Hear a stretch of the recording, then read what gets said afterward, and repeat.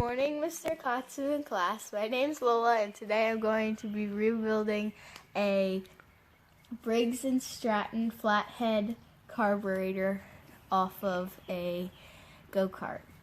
And so what you'll need is you need a baby, tiny little flathead screwdriver, a bigger flathead screwdriver, and a 1/2-inch socket or wrench, and then 2+2 carburetor cleaner. And you'll also need rubber gloves and safety glasses, and you'll also need you only need fine wire if you're doing if there's something clogged inside one of the passageways. So the first thing that you have to do is you have to remove the adjustment needle using the 1/2-inch socket. So you have to switch it so it goes the right way. And then a tip for this is you want to make sure it's on all the way so you don't strip it. And then once you get it loosened, you can just use your fingers like that to undo it. And then you just put that down. And then down there is the jet, all the way down there. And so you have to take the big screwdriver for this to remove the jet. And then you just twist it until it stops. Like that. Well, it doesn't really stop, but to a certain point. And then you just flip it over and shake it out. So it pops out like that. That's what it looks like. And then you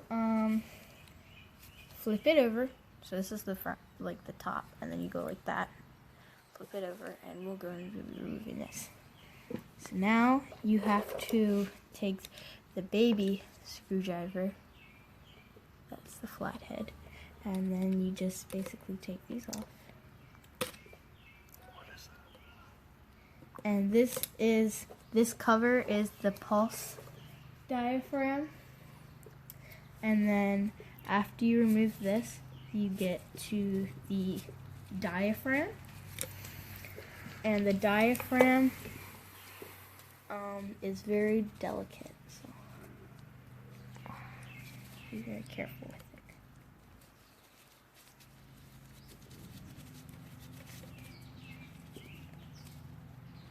And then you can use your fingers if you want.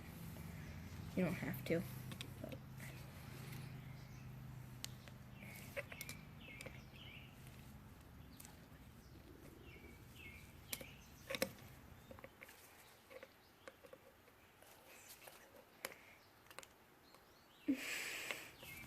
There. And then you take one more out. You should possibly get into because they're tiny. Oopsies.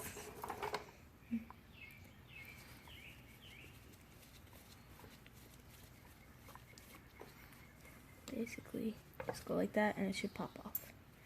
Now this, you have to be very, very careful with. It's a very tiny little sheet of rubber, and it is very delicate.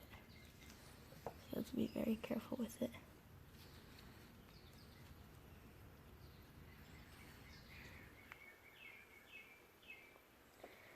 And you have to be very careful with that. And now, there's a spring in there. You just remove that like that. And now you take your 2+2 and you basically just squirt it in all the passageways. I'm not allowed to do that because this stuff is very bad for you. And so now we have the blowgun. Very high powered. And then you just take the airways and basically blow out the 2+2 like this. Yeah. So you blow it in here, and so there's many passageways. So you blow it in here, and in there, and then that's it. And then you basically, after you blow it out, just make sure there's nothing in it. And this comes in where if you think that there is something clogging up a thing, you take a very fine piece of wire. I don't have one because it's not clogged, but you'll just fish it around in where you think it's clogged, and then hopefully it will unclog, and you just blow it out with the air hose, and then you basically reassemble it. So I'll show you how to reassemble it. So you have to spray it. Spring.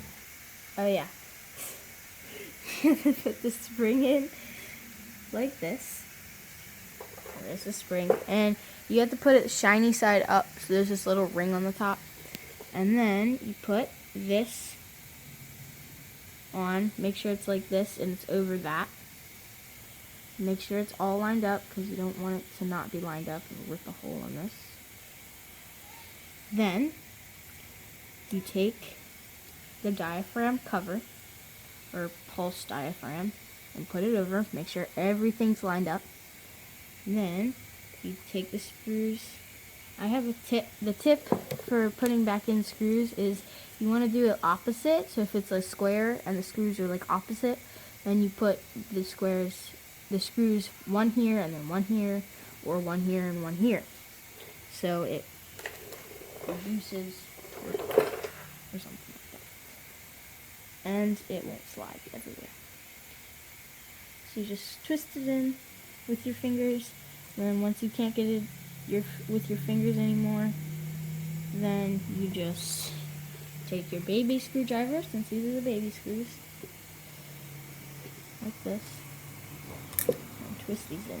You have to hold it. You can put it in something to hold it.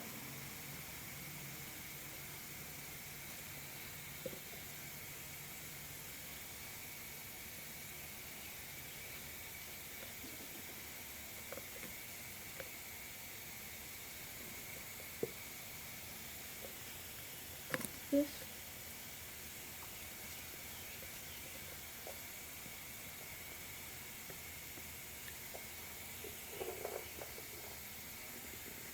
Oh, they're not one. Now that it's tightened, you have to flip it over and reinstall the jet and the adjustment needle. So the jet goes in first. You just drop it in, and then you screw it down with your screwdriver. Like that. And then you basically just keep going all the way down. And it has to go all the way down until it stops. And make sure it's tightened. So it's all the way down there, you can see. And then you put on the adjustment needle. You screw it on it so you can't screw it anymore. And then take your socket and you fit it on. Make sure it's tightened. And you don't want to do that. So that is how you rebuild a Flathead, Briggs & Stratton carburetor.